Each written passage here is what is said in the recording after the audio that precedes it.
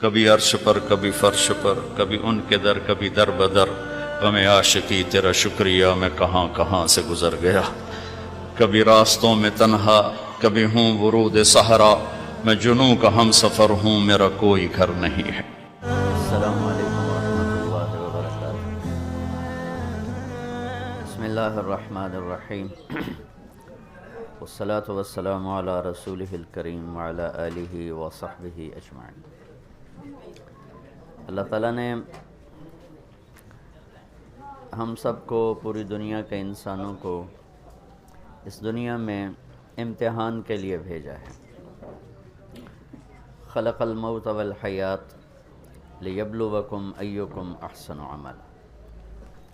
اور اللہ تعالیٰ فرماتے ہیں کہ میں یہ دیکھوں گا تم میں اللہ کو راضی کون کرتا ہے، اچھا عمل کر کے کون آتا ہے، اور اس دنیا کے پیچھے وہ کون ہیں جو اللہ کو ناراض کر کے مر جاتے ہیں۔ اب اللہ کیسے راضی ہوتا ہے یہ ہمیں تو علم ہے نہیں، تو اللہ نے اس کے لیے 1,24,000 نبیوں کو بھیجا، اور سب سے آخر میں اللہ تعالیٰ نے ہمارے نبی پاک صلی اللہ علیہ وسلم کو بھیجا۔ یہ ہماری خوش قسمتی ہے کہ اللہ تعالیٰ نے ہمیں محمد الرسول اللہ صلی اللہ تعالیٰ علیہ وسلم کا امتی بنایا۔ آپ سے ایک دفعہ ایک صحابی نے پوچھا، ابو ہریرہ، کہ یا رسول اللہ متی وجبت لکن نبوہ، آپ نبی کب بنے تھے؟ اس کا جواب ہے 40 سال کی عمر، جو مشہور ہے، اور کتاب سے جواب حساب جوڑ کے وہ ہے 40 سال 6 مہینے 10 دن، چاند کے لحاظ سے، محرم صفر، چاند کے لحاظ سے جب ہمارے نبی پاک 40 سال 6 ماہ 10 دن، پیر کی رات 21 رمضان، غار حرا، جبریل نے آ کر آپ کو خوشخبری سنائی، تو سادہ جواب یہ تھا کہ ابو ہریرہ 40 سال کی عمر میں نے لیکن ہمارے نبی نے کیا فرمایا؟ آپ نے فرمایا، ابو ہریرہ کنت نبیا وان آدم بین الروح والجسد، ابھی آدم علیہ السلام کی مٹی اکٹھی نہیں ہوئی تھی کہ اللہ نے مجھے نبی بنا دیا تھا۔ آدم علیہ السلام کی نسل سے تو ہمارے نبی، اور آپ یہ فرما رہے ہیں کہ ابھی آدم کے لیے مٹی بھی اکٹھی نہیں ہوئی تھی اور اللہ نے میرے سر پہ نبوت کا تاج رکھ دیا تھا۔ اچھا، کب بنایا اب یہ تو اللہ جانے اور اللہ کا رسول جانے۔ اس وقت تو ٹائم بھی نہیں تھا کہ ہم کہتے کہ اتنے سال اور اتنے مہینے، ٹائم سے پہلے اللہ نے اپنے محبوب کو وجود بخشا۔ ایک حدیث سے اس پہلی بات کی اور وضاحت ہوتی۔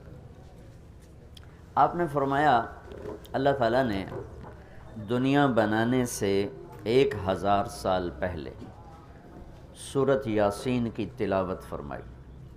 دنیا بنانے سے 1000 سال پہلے سورہ یاسین پڑھی۔ دنیا کو بنے ہوئے کتنے سال ہوئے ہیں؟ یہ سائنسدانوں کی بات ہے، 25 سے 30 ارب سال ہوئے ہیں۔ تو اسی کو ہم صحیح مانتے ہیں، چونکہ ہمارے پاس بھی کوئی اور ایسا ثبوت نہیں ہے۔ تو 25 سے 30 ارب سال سے یہ کائنات بنی ہے۔ اس سے 1000 سال پہلے، اگر اسی کو لے لیں، 25 ارب سال، 30 ارب سال، اس سے 1000 سال پہلے جب زمین، آسمان، سورج، چاند، ستارے، سیارے، جبریل، میکائیل، اسرافیل، اسرافیل، جنت، دوزخ، آگ، پانی، مٹی، ہوا، کچھ میں سے اللہ ہے۔ هو الاول والآخر والظاہر والباطن وهو بكل شيء علیم۔ تو اب سورہ یاسین شروع کیسے ہوتی ہے؟ سورہ یاسین کو قرآن کا دل کہا جاتا ہے، اور دل نکال دو تو آدمی ختم ہو جاتا ہے۔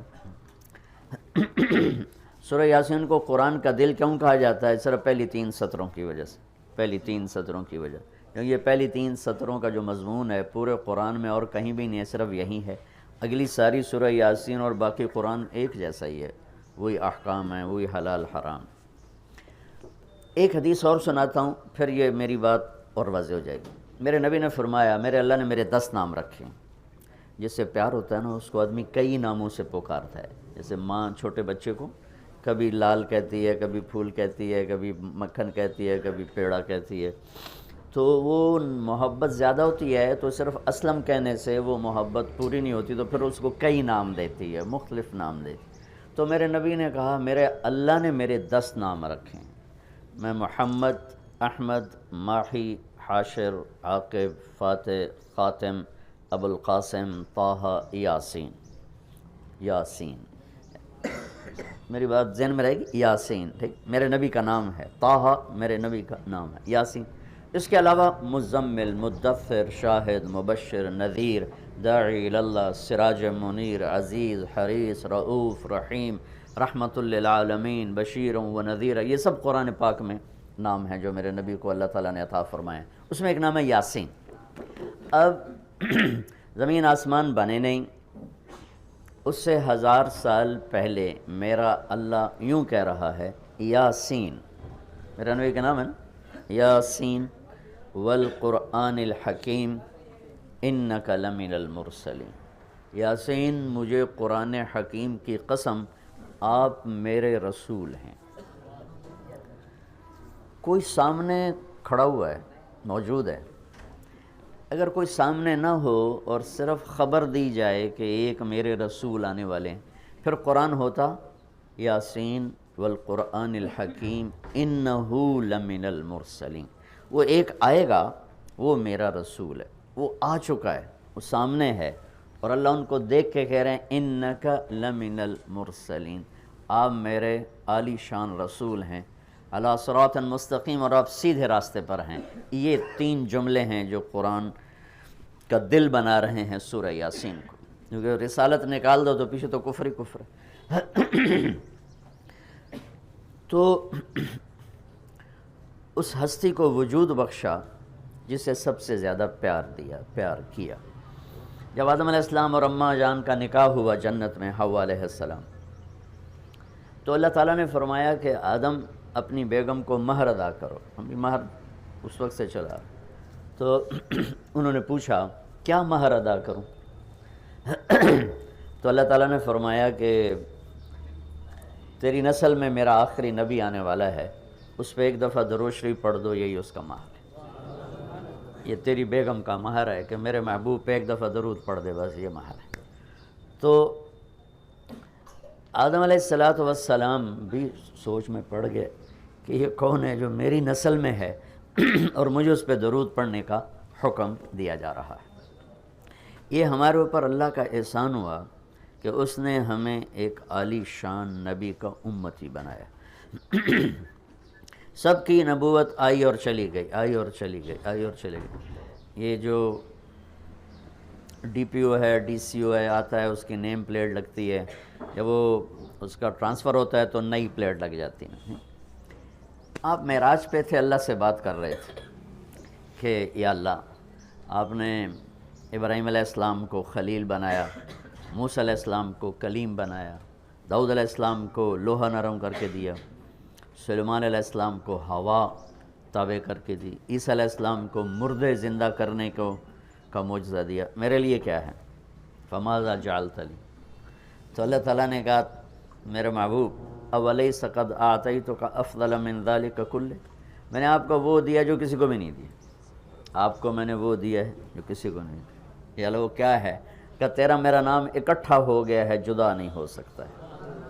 لا الہ الا اللہ، آگے پڑھو، بولو.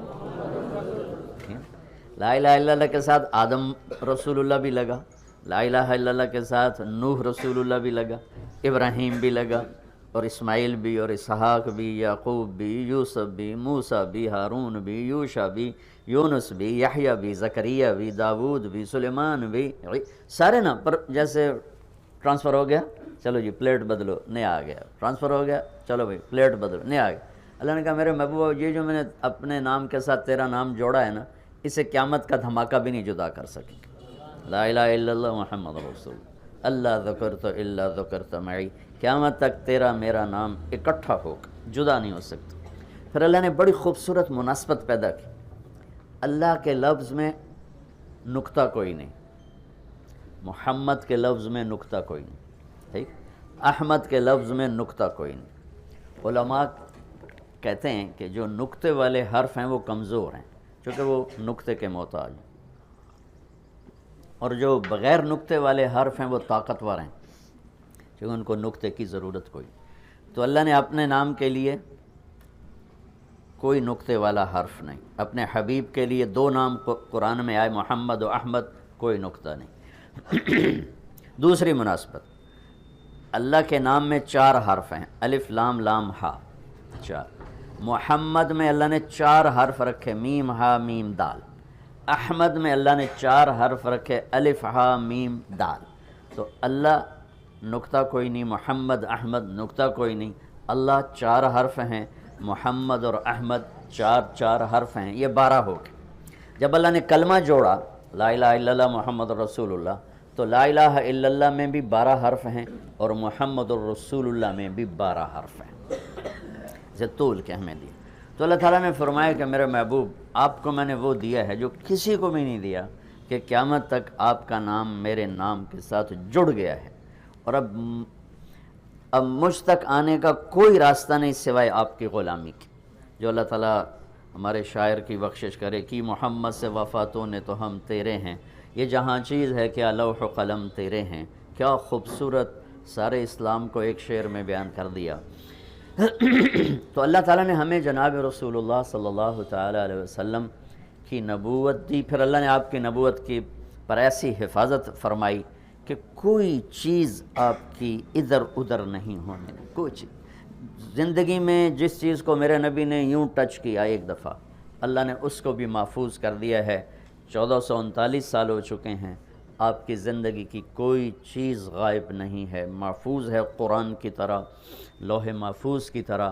میرے رب کا اپنے محبوب کی زندگی پر پہرا ہے، کیوں؟ چونکہ قیامت تک نمونہ آپ کی ذات، تو آپ کی ذات نمونہ ہے تو پھر نمونہ موجود ہونا چاہیے۔ عیسیٰ علیہ السلام کی زندگی موجود ہی کوئی نہیں، موسیٰ علیہ السلام کی زندگی موجود ہی کوئی نہیں، لیکن میرے نبی کی زندگی پیدائش سے لے کر اور دنیا سے جانے تک کی ہر چیز موجود ہے۔ اس کی ایک میں مثال دیتا ہوں کہ ہمارے ہاں یہ تو پیڑھی والے لوگ ہیں نا کہ ان کا سلسلہ نسب اللہ کے نبی سے ملتا۔ ہم تو راجپوت سے مسلمان ہوئے، پتہ نہیں کیڑی پیڑھی مسلمان ہوئے، پیچھے ہندو تھے، سکھ تھے، وہ بھی کوئی پتہ کوئی نہیں۔ تو صرف ایک ہستی ہے کائنات میں جس کی پیڑھی آدم علیہ السلام تک ہے، باقی کسی کی بھی نہیں، وہ ہے میرے آپ کے نبی محمد بن عبداللہ بن عبد المطلب بن ہاشم بن عبد مناف بن قصی بن کلاب بن مرہ بن کعب بن لوی بن غالب بن فہر بن مالک بن نضر بن کنانہ بن خزیمہ بن مدرکہ بن الیاس بن مضر بن نزار بن معد بن عدنان بن اود بن حمیسہ بن سلامان بن عوس بن بوز بن قموال بن ابی بن عوام بن ناشد بن حزاب بن بلداس بن یدلاف بن طابخ بن جاہم بن ناحش بن ماخی بن عیفی بن عبقر بن عبید بن الدعاء بن حمدان بن سمبر بن یثربی بن یحزن بن یلحن بن ارعوا بن عیدی بن زیشان بن عیسر بن اقناد بن ایہام بن مقصر بن ناحذ بن زہر بن سمی بن مزی بن عوض بن عرام بن قیدار بن اسماعیل بن ابراہیم بن عادر بن ناحور بن سروج بن رعو بن فائج بن عابر بن ارفخشاد بن سام بن نوح بن لامک بن متوشالہ بن ادریس بن یرد بن ملحل ایل بن قینان بن آنوش بن شیس و بن آدم علیہ السلام۔ یہ میرے نبی کی میں نے گھوٹکی میں بیان کیا، پرانی بات، میں نے پیڑھی سنائی۔ اگلے دن کوئی 8 بجے 2 دوست آ گئے، بڑے بھاگے کہ جی وہ کچے سے ڈاکوؤں کا سردار آپ کو ملنے آیا۔ میں نے کہا میرے پاس تو پیسے کوئی نہیں، مجھ سے کیا لیں؟ کہا جی آپ کو ملنا چاہتا۔ میں نے کہا بلا لو۔ تو وہ آ گیا جی، چھوٹا سا قد، تو آ کے وہ ملا بڑی عقیدت سے۔ تو سندھی سرائکی سے ملتی جلتی اور ہماری سرائکی ہے زبان، تو تھوڑی تھوڑی مجھے سمجھ میں آئی اس کی۔ وہ اردو جانتا نہیں تھا، اپنی سندھی میں بول رہا تھا اور کافی سارا میں سمجھ رہا تھا سرائکی کی وجہ سے۔ تو وہ کہنے لگا سائیں تساں جو نبی دا پیڑھی سنایو، رات تساں جو نبی دا پیڑھی سنایو، اور ساتھ ہی اس نے زارو قطار رونا شروع کر دیا۔ مجھے رونا آیا کہ ایک ڈاکو کے دل میں بھی نبی کی کیا عشق کروں ہم۔ انہوں نے رونا شروع کر دیا، تساں جو نبی دا پیڑھی سنایو۔ اور مجھے بعد میں پتہ چلا کہ پھر اس نے توبہ کر لی، پر ایسی توبہ کی کہ پیچھے پلٹ کے نہیں دیکھا، پھر اس کے ساتھیوں نے اس کو قتل کر دیا، اس نے موت قبول کی، پھر اس نے دوبارہ راستہ صرف نبی کی پیڑھی سن کے انہوں نے کہا صحیح میری توبہ۔ تو میرے بھائیو، اللہ نے ہمیں ایک عظیم الشان ہستی سے نوازا ہے۔ ایک واقعہ سناتا ہوں۔ آپ کی مجلس لگی ہوئی تھی، ایک بدو یعنی دیہات اونٹ پہ جا رہا تھا۔ گوہ کو کیا کہتے ہیں سندھی میں؟ گوہی کہتے ہیں، ہاں گوہی۔ عرب جاہلیت میں گو کھاتے تھے، تو اس نے ایک ماری ہوئی تھی اور اس کو لے جا رہا تھا۔ وہ کہنے لگا یہ کون ہے؟ تو لوگوں نے کہا یہ وہ ہیں جو کہتے ہیں میں نبی ہوں۔ تو اس نے اپنے اونٹ کو موڑا، گوہ کو رسی سے کھولا، مری ہوئی تھی، اور آپ کے سامنے ایسے پھینک دی۔ کہنے لگا یہ تجھے کہہ دے نا تو اللہ کا نبی ہے تو تجھے مان جاؤں گا۔ اور بڑا ایسے نا اکڑ کے کھڑا ہو گیا کہ مر جائے تو انسان نہیں بولتا تو جانور کہاں سے بولے گا، جانور تو زندہ نہیں بولتا ہے تو مردہ کہاں سے بولے گا، تو ایسے کھڑا ہو۔ اور وہ ایسے سر زمین پہ مردہ پڑی ہوئی ہے، تو آپ نے ایک نظر اس کو دیکھا، سبحان اللہ۔ آپ نے کہا یا رب اے گو، تو اس کی آنکھیں ایسے کھل گئیں اور اس نے یوں اپنی گردن اٹھا کر کہا، اتنے زور سے بولی کہ پوری مجلس میں آواز پھیل رہی تھی۔ اس نے کہا لبیک و سعدیک یا زین من وافا یوم القیامہ۔ اس نے کہا میں حاضر، لبیک میں حاضر، سعدیک میں حاضر، میرا بخت جاگ اٹھا، آج مجھے دو جہان کے سردار نے بلایا ہے۔ آپ کو ٹائٹل کیا دیا وہ بتانا چاہتا ہوں۔ یا رسول اللہ نہیں کہا اس نے، سبحان اللہ۔ قرآن بھی بتاتا ہے اور میرے نبی بھی بتاتے ہیں قیامت کا دن بڑا خوفناک ہے۔ تو اب وہ کیا کہہ رہی، میں حاضر، میری سعادت، اے وہ ہستی جس کی برکت سے قیامت کا خوفناک دن بھی خوبصورت ہو جائے۔ وہ بڑا اوکھا دینے پر آپ کی تو فعل وہ دن بھی خوبصورت ہو جائے، آپ اس کو خوبصورت بنا دیں گے۔ تو بدو نے ایسے آنکھیں ذرا جھپکا کے دیکھا، بھی ایک ہی ہو رہا ہے۔ آپ نے اسے فرمایا من تعبد، کس کی بندگی کرتی ہو؟ تو اس نے کہا من فی السماء عرشہ وفی الارض سلطانہ وفی البحر سبیلہ وفی الجنت رحمتہ وفی النار عقابہ۔ اس نے کہا یا رسول اللہ، جس کا عرش آسمانوں پر ہے، جس کی حکومت زمینوں پر ہے، جس کے راستے پانیوں میں ہیں، جس کی رحمت جنت میں ہے، جس کا عذاب دوزخ میں ہے، وہ میرا رب ہے، میں اس کی بندگی کرتی ہوں۔ آپ نے فرمایا من انا، میں کون ہوں؟ غلط ہاں، میں کون ہوں؟ بدو نے کہا تھا نا یہ کہے گی تو مانوں گا۔ من انا، میرے بارے میں کیا کہتی ہو، میں کون ہوں؟ تو اس نے کہا انت رسول رب العالمین، آپ رب العالمین کے رسول ہیں۔ اور قربان جاؤں، اس کو بھی پتہ تھا کہ صرف رسول ماننے سے ایمان پورا نہیں ہوتا، وخاتم النبیین، اور آپ آخری نبی ہیں، آپ کے بعد کوئی نبی نہیں ہے۔ مہر لگائی ختم نبوت کی گوہ نے، وہ بھی مری ہوئی۔ پھر اس نے آگے فتویٰ دیا قد افلح من صدقک وقد خواب من کذبک، یا رسول اللہ جو آپ کی غلامی میں آئے گا بس وہی کامیاب ہے، باقی سارے ناکام ہو جائیں گے۔ اور پھر وہی مردہ گو۔ تو آپ نے فرمایا اب کیا کہتے؟ کہتا گو تیرا کلمہ پڑھ گئی، میں کہ میں نے پڑھا، مجھے پڑھا دے کل۔ میں نے آپ کو چھوٹی سی جھلک دکھائی ہے، 7 سمندر کو سیاہی بنا کے اپنے نبی کی تعریف لکھوں تو سمندر ختم ہو جائیں گے، میرے نبی کی تعریف ختم نہیں ہوگی۔ لیکن میرے نبی کی زندگی کا خلاصہ 3 باتیں بتا کے فرائض کے بعد، فرائض تو ایسی چیز ہیں جس میں کوئی گنجائش کوئی نہیں، نماز ہے، روزہ ہے، زکوٰۃ ہے، حج ہے۔ حج اور زکوٰۃ مالداروں کے لیے ہے، روزے میں مریض کو معافی ہے، مسافر کو معافی ہے، نماز ایسی چیز ہے جس کو اللہ نے فرمایا اس میں کوئی معافی نہیں۔ 1439 ہجری ہے، 1439 سال میں اگر کسی کو نماز کے لیے گنجائش نظر آتی ہے تاریخ پڑھنے کے بعد تو وہ کربلا میں میرے نبی کے نواسے اور ان کی اولاد کو نظر آتی کہ تاریخ نے اتنا بڑا ظلم بھی نہیں دیکھا اور اتنا بڑا مظلوم بھی نہیں دیکھا. ظلم بھی انتہا پر اور مظلوم بھی انتہا پر ہے. اور نماز کا وقت داخل ہو گیا، سورج ڈھلا، آپ کی نظر پڑی، آپ نے آپ کے ایک ساتھی ہیں زہیر، آپ نے ان کو سے اشارہ کیا، وہ آئے کہ شمر سے کہو نماز پڑھنے تھے، نماز پڑھنے تھے. مجھے اللہ نے دنیا بہت پھرائی ہے اپنے فضل سے، 10-15% سے زیادہ لوگ نماز نہیں پڑھتے. فرمایا شمر سے کہو نماز پڑھنے تھے. تو انہوں نے تھوڑا آگے بڑھ کے شمر سے کہا تھوڑی دیر تلواریں روک لو، ہمیں نماز پڑھنے دو. اس کمبخت نے کہا کہ ہماری تلوار رکنے کے لیے نہیں ہے، چلنے کے لیے. تو انہوں نے آ کر امام علی مقام کو عرض کیا کہ جی وہ کہتے ہیں کہ ہم نماز کے لیے جنگ بند نہیں کریں گے. تو کہتا چلو ٹھیک ہے، انہوں نے گاں چلیے. اور اللہ کی قسم اٹھا کے کہتا ہوں اگر میرے نبی کا یہ قافلہ نماز چھوڑ بھی دیتا تو ان کے لیے کوئی مسئلہ نہیں تھا کہ جنگ سے پہلے آنکھ لگ گئی. اتنا سکون ہے اندر میں کہ موت سامنے اور آنکھ لگ گئی. آنکھ کھلی تو ہنسنے لگے. تو زینب بہن نے پوچھا یہ ہنسنے کا کون سا موقع ہے؟ فرمانے لگے ابھی آنکھ لگی ہے تو اللہ کے نبی کو دیکھا ہے، کہہ رہے ہیں بیٹا میں لینے کے لیے آ گیا ہوں، استقبال کے لیے میں آ گیا ہوں. تو اگر یہ ایک نماز چھوڑ دیتے تو کیا مسئلہ تھا؟ اور ان کو جنت کی سرداری ملی ہوئی ہے، جنت نہیں ملی، جنت کی سرداری ملی ہے.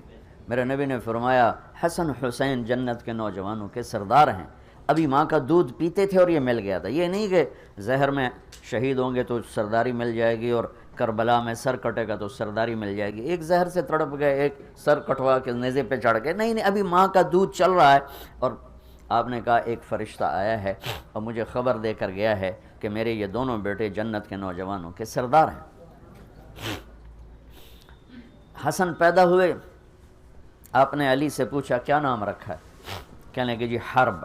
حرب کہتے ہیں لڑائی لڑنے والا. آپ نے کہا نہیں، اس کا نام ہے حسن. پھر حسین پیدا ہوئے، آپ نے پوچھا علی کیا نام رکھا ہے؟ انہوں نے کہا جی حرب. علی تو میدان کے شاہ سوار تھے، اسی سے انہوں نے نام رکھا حرب. کہا نہیں، اس کا نام ہے حسین. پھر کیا فرمایا کہ جب سے آدم کی اولاد چلی ہے یہ دو نام اللہ نے کسی کو نہیں دیے، یہ پہلی دفعہ میرے بچوں کے لیے نام آ رہے ہیں. اللہ نے سنبھال کے رکھے تھے میرے بچوں کے لیے. اور آپ ان کو کبھی کہتے ہیں میرے جنت کے پھول، میری جنت کی ٹہنیاں، میرے جگر کے ٹکڑے، میری آنکھوں کی ٹھنڈک. اتنے ان کو نام دیتے تھے، وقت نکال کر ان کے ساتھ کھیلتے تھے. روزانہ اتنے بڑے نبی ہو کر اتنی بڑی ذمہ داریاں، اور روزانہ ان کو ٹائم دے کر ان کے ساتھ بیٹھنا کھیلنا. ان کے لیے گھٹنے اور ہاتھ زمین پہ ٹکا دیتے اور دونوں بچوں کو کمر پہ بٹھا کے کہتے ہو اپنی سواری پہ چڑھ جاؤ. پھر کمرے میں چکر لگاتے ایسے، اور پھر ان کو یوں کر کے کہتے تمہارا اونٹ کیسا ہے، تمہارا اونٹ کیسا ہے، کیف مطیتکما. اور پھر دونوں کو اتار دیتے اور زینب کو بٹھاتے اور پھر پورا کمرے میں چکر لگاتے اور ان کو کھلاتے کھلاتے کھلاتے. اتنی بڑی یہ ہستیاں ہیں. یہ تو یزید کے ہاتھ میں بیعت بھی کر لیتے تو ان کی جنت میں کوئی نقصان نہیں تھا جان بچانے کے لیے. لیکن یہ وہ گھر نہیں ہے جو جان بچانے کے لیے ایمان کے سودے کرے. امت کو پیغام دینا تھا کہ نماز نہیں چھوٹ سکتی، نماز نہیں چھوٹ سکتی. کتنی ہی مصروفیت ہو نماز نہیں چھوٹ سکتی. کہنے لگے جی وہ تو نہیں اجازت دے رہے. کہا اچھا ٹھیک ہے، آدھے ان کے ساتھ جنگ کرو، آدھے نماز پڑھو. 1439 سال کی وہ نماز ہے، نہ پہلے پڑھی گئی نہ بعد میں پڑھی جائے گی. نہ ایسی نماز زمین نے دیکھی، نہ آسمان نے دیکھی، نہ فرشتوں نے دیکھی کہ سبحان اللہ اپنے خون سے وضو کیا یا کربلا کی مٹی سے تیمم کیا، لیکن سجدے میں سر رکھ کے بتایا کہ یا اللہ تو راضی ہے تو ہم بھی راضی. نماز تو ایک ایسی چیز ہے جس میں گنجائش کوئی نہیں. سب بھائیوں سے کہتا ہوں، دکھ سے کہتا ہوں کہ ایسے نماز یوں گھٹتی آتی ہے. سرحد میں بہت زیادہ نمازی ہیں. پنجاب آ جاؤ اس سے کم ہو جاتے ہیں، سندھ میں آ جاؤ اس سے کم ہو جاتے ہیں، بلوچستان میں چلے جاؤ اس سے کم ہو جاتے ہیں. یہ میں سارا ملک پھر کیا، زندگی گزر گئی میری پھرنے میں ہی گزر گئی. تو اللہ ہم سب کو یہ دولت دے دے کہ ہمارا سجدہ قضا نہ ہو، نماز قضا نہ ہو۔ اس کے بعد 3 چیزیں صرف آپ کو بتا رہا ہوں، صرف 3 چیز۔ میرے نبی وضو فرما رہے تھے تو صحابہ نیچے ہو کر آپ کا پانی یوں لے رہے تھے، اور کوئی پی رہا ہے، کوئی منہ پہ، کوئی ہاتھوں پہ، کوئی سینے پر۔ تو آپ نے فرمایا یہ کیوں کر رہے ہو؟ ما یحملکم علی ھذا، یہ تم لوگ کیوں کر رہے ہو؟ میرے وضو کا پانی گرنے نہیں دے رہے۔ کہنے کہ حبا للہ ولرسول، کہ یا رسول اللہ آپ کے اور آپ کے رب کی محبت میں کر لیں۔ تو آپ نے فرمایا ٹھیک ہے، لیکن میں تمہیں بتاؤں سچی محبت کرنے والا کون ہوتا ہے؟ میں تمہیں بتاؤں کہ سچی محبت کرنے والا کون ہوتا ہے، اس کی کیا نشانی ہے؟ اور وہ ہوتا ہے جس سے میں اور میرا رب بھی پیار کرتے ہیں۔ صرف وہ ہم سے پیار نہیں کرتا، بلکہ میں بھی اس سے پیار کرتا ہوں اور میرا رب بھی اس سے پیار کرتا ہے۔ میں کسی سے پیار کروں، وہ مجھ سے نہ کرے، ہوتا رہتا ہے۔ کوئی مجھ سے پیار کرے، میں اس سے نہ کروں، یہ ہوتا رہتا ہے۔ یہاں میرے نبی ایک ایسی چیز بتانے لگے ہیں کہ دیکھو میں تمہیں وہ چیز بتانے لگا ہوں، اگر کر لو گے تو میں اور میرا رب بھی تم سے پیار کریں گے اور تم بھی ہم سے پیار کرنے والے شمار کیے جاؤ گے۔ انہوں نے کہا جی کیا ہے؟ تو آپ نے کوئی 50 چیزیں نہیں بتائیں، صرف 3 چیزیں بتائیں۔ اپنی امت پہ شفقت، محبت۔ فَلْيَسْتَقِ الْحَدِيثَ إِذَا حَدَّثَ فَلْيُؤَدِّ الْأَمَانَةَ إِذَا تُؤْمِنَ فَلْيُحْسِنْ جِوَارَ مَنْ جَاوَرَهُ۔ سبحان کہ اگر مجھ سے اور میرے رب سے محبت کا دعویٰ ہے تو سچ بولنا پڑے گا، جھوٹ نہیں بولنا۔ سچ بولنا پڑے گا، جھوٹ نہیں بولنا۔ یہ نہیں کہا 100 رکعت تہجد پڑھو گے تو پھر تمہارا عشق مکمل ہوگا۔ عبادت سے نہیں جوڑا، اخلاق سے جوڑا ہے۔ عبادت سے نہیں جوڑا، اخلاق سے جوڑا۔ عبادت کو منیمائز کیا ہے کہ نظام کائنات چلانا ہے، بازار چلانا ہے، حکومت چلانی ہے، ادارے چلانے ہیں۔ تو اللہ تعالیٰ کو عبادت کے لیے فرشتے بے شمار پڑے ہوئے ہیں، اتنا کیا جس پر اس کی روح کو طاقت ملے فرائض کی حد تک۔ فَلْيَسْتَقِ الْحَدِيثَ إِذَا حَدَّثَ کہ اگر میرے رب سے اور مجھ سے محبت کا دعویٰ ہے تو پہلی نشانی ہے سچ بولنا ہوگا، جھوٹ نہیں بولنا۔ جھوٹ بولنے والے کا دعویٰ خارج، جیسے ہماری عدالتوں میں دعویٰ خارج ہو جاتا ہے دلیل نہ ہو تو کا دعویٰ خارج، اگر جھوٹ بولتا ہے زندگی میں تو دعویٰ خارج۔ فَلْيُؤَدِّ الْأَمَانَةَ إِذَا تُؤْمِنَ زندگی بھر کسی کو دھوکہ نہیں دینا ہوگا، فراڈ نہیں کرنا ہوگا، دیانت اور امانت کے ساتھ زندگی کو گزارنا ہوگا۔ ایک حدیث کے ساتھ جوڑ لوں، میرے نبی نے فرمایا مجھے اپنے امتی سے ہر گناہ کی توقع ہے کہ بشر ہے، انسان ہے، ہو جاتا ہے، تو میں اپنے امتی سے ہر کمی کی توقع رکھتا ہوں سوائے دو کے کہ اگر وہ میرا ہے اور مجھ سے کوئی تعلق ہے، ایک جھوٹ کبھی نہیں بولے گا، ایک دھوکہ کبھی نہیں دے گا، ایک جھوٹ کبھی نہیں بولے گا، ایک دھوکہ کبھی نہیں دے گا۔ تو میں دوبارہ اس حدیث پر آتا ہوں۔ ایک سال اور یاد آ گئی، میرے نبی سے پوچھا گیا یا رسول اللہ مسلمان بزدل ہو سکتا ہے؟ ڈرپوک، آپ نے کہا ہو سکتا ہے۔ بخیل ہو سکتا ہے؟ کنجوسی کہتے ہیں سندھی میں، کنجوس ہو سکتا ہے؟ آپ نے کہا ہو سکتا ہے۔ یا رسول اللہ جھوٹ بول سکتا ہے؟ کہا نہیں، جھوٹ نہیں بول سکتا۔ بزدل بھی ہو سکتا ہے، ڈرپوک بھی ہو سکتا ہے، کنجوس بھی ہو سکتا ہے، جھوٹ نہیں بولے گا۔ میرا امتی ہو کہ جھوٹ نہیں بولے گا، میرا امتی ہو کہ دھوکہ نہیں دے گا۔ من غش فلیس منا، جس نے دھوکہ دیا میری امت سے نکل گیا۔ میرے نبی روزانہ ظہر کے بعد بازار کا چکر لگاتے تھے اور ایک دکان منڈی کو خود چیک کرتے تھے کہ شریعت کے مطابق ہے کہ نہیں۔ ہمارے علماء کو تو بازار کا راستہ نہیں آتا اور اس کو بزرگی سمجھتے ہیں کہ ہم بڑے بزرگ ہیں، ہم تو کبھی بازار جاتے ہی نہیں۔ میرے نبی روزانہ بازار جاتے تھے تو ایک منڈی میں ڈھیر لگا ہوا تھا غلے کا، جو یا گندم، بارش ہوئی تھی لیکن وہ خشک تھا۔ تو آپ نے اندر ہاتھ ڈال کے نکالا تو اندر سے گیلا۔ آپ نے کہا یہ کیا کیا؟ کہ یا رسول اللہ بارش آئی تھی تو وہ گیلا ہو گیا تھا تو کوئی لیتا نہیں، تو میں نے گیلا اندر کر دیا اور خشک اوپر کر دیا۔ تو آپ نے کہا گیلا نکال کے باہر رکھ تاکہ گاہک کو پتہ چلے تیرے سودے کے عیب کا، اور خشک کو نیچے کر۔ پھر یہ جملہ فمن غش فلیس منا، جس نے دھوکہ دیا میری امت سے خارج ہو گیا۔ کتنی سخت بات فرمائی۔ جس نے روزہ نہیں رکھا میری امت سے خارج ہو گیا، یہ نہیں کہا کہ جس نے دھوکہ دیا میری امت سے خارج ہوگی۔ تو میں دو باتیں آپ کو بتا رہا تھا، اللہ اس کے رسول دونوں کی طرف سے محبت کا دعویٰ مکمل ہو جائے۔ فَلْيَصْدُقِ الْحَدِيثَ إِذَا حَدَّثَ، سچ بولنا ہوگا زندگی بھر۔ فَلْيُؤَدِّ الْأَمَانَةَ إِذَا تُؤْمِنَ، کسی کو دھوکہ نہیں دینا ہوگا۔ فَلْيُحْسِنْ جِوَارَ مَنْ جَاوَرَهُ، لوگوں سے اچھا سلوک کرنا ہوگا، خاص طور پر پڑوسی کے ساتھ اچھا سلوک کرنا ہوگا، چاہے وہ مسلم ہے، غیر مسلم ہے، اپنا ہے، پرایا ہے، اچھا ہے، برا ہے، حسن سلوک کرنا ہوگا۔ تو اس حسن سلوک اور سچائی اور دیانتداری، ان تین چیزوں کے ساتھ آپ سیاست کرو، آپ تبلیغ کرو، آپ تجارت کرو، آپ حکومت کرو، آپ مزدوری کرو، آپ اللہ اس کے رسول کے محبوب ہیں اور اللہ اس کا رسول بھی آپ سے پیار کریں۔ سچائی، دیانت اور سلوک یعنی انصاف، کسی پر زیادتی نہ ہو، کسی پر زیادتی نہ ہو۔ حضرت عبداللہ بن عمر کا پڑوسی یہودی تھا، عبداللہ بن عمر یہودی، ان کے گھر مہینے میں ایک دفعہ گوشت پکتا تھا، ایک دفعہ۔ جس دن گوشت پکتا تھا تو فرماتے ہمارے پڑوسی کو بھیجائے، تو اگر گھر والے کہتے جی ابھی نہیں، تو کہتے پہلے اس کو بھیجو، بعد میں کھاؤں گا، اور وہ یہودی تھا۔ امام ابو حنیفہ رحمۃ اللہ علیہ کے پڑوس میں ایک نوجوان شرابی رہتا تھا، وہ رات کو شراب پی لیتا اور شور مچاتا اور کہتا میں بہت بڑا آدمی ہوں، لوگوں نے میری قدر نہیں کی، نشے میں یوں کہتا اضاعونی وای فتن اضاعوا لیوم کریہۃ وسداد صغر۔ ایک رات پولیس افسر گزر رہا تھا تو اس نے شور سنا تو اس نے گرفتار کر کے جیل میں ڈال دیا کہ بھئی اتنے بڑے عالم کے پاس یہ شور مچا رہا ہے۔ 3-4 دن گزر گئے، اس کا شور سنائی نہیں دیا، تو امام صاحب کہنے لگے وہ ہمارا پڑوسی کہاں گیا؟ کہا جو تو پولیس پکڑ کے لے گئی۔ کیوں لے گئی؟ کہ وہ شراب کے نشے میں شور مچا رہا تھا، تو انہوں نے آپ کی وجہ سے اس کو پکڑ کے ڈال دیا۔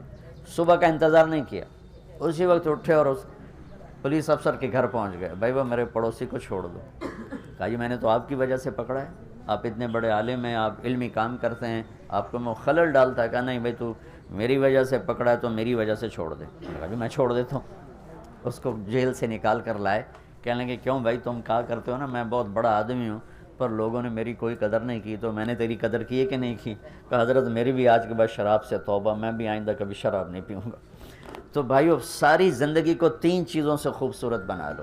عبادات تو میں نے پہلے بتا دی، فرائض کی تو کوئی معافی نہیں۔ ایک سچائی، جس بھی شعبے میں ہو سچ، دیانتداری، جس کام میں ہو دیانتداری، انصاف، حسن سلوک، یہ 3 کام کرنے والا مجھے میرے رب کی قسم کھا کے کہتا ہوں یہ 24 گھنٹے کا نمازی۔ ہم 5 نمازیں پڑھتے ہیں، یہ ہر منٹ نماز پڑھتا ہے، یہ دفتر میں بھی وہی ثواب پاتا ہے، یہ سیاست کی کرسی پر بیٹھ کر، صدارت کی کرسی پر بیٹھ کر، غلہ منڈی میں بیٹھ کر، بکرا منڈی میں بیٹھ کر، کھیت میں ہل چلا کر، اور مسجد میں صف میں سجدے میں سر رکھ کر یہ اللہ سے ایک جیسا اجر پاتا ہے۔ یہ 3 کام اتنے عظیم کام ہیں، سچائی، دیانت، انصاف۔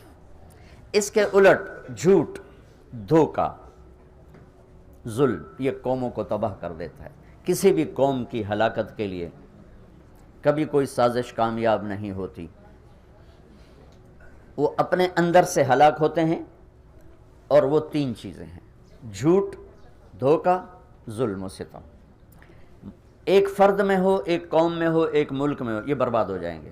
سچائی اور دیانت اور انصاف جس ملک میں، جس قوم میں، جس فرد، جس ادارے میں، اللہ اس کو عزت دے گا، جو سورج کی طرح چمکائے گا چاہے اللہ کا انکار کرتا ہے۔ اور جو جھوٹ، ظلم اور زیادتی کا شکار ہیں، وہ راتوں کو تہجد پڑھیں، دن میں روزے رکھے، اللہ ان کو ذلیل کر دے گا۔ تو بھائیو یہ ہمارا خوبصورت دین ہے جو میرے نبی نے ہم تک پہنچایا، اور اللہ تعالیٰ کے فضل و کرم سے آج تک وہ زندہ سلامت ہمارے پاس ہے۔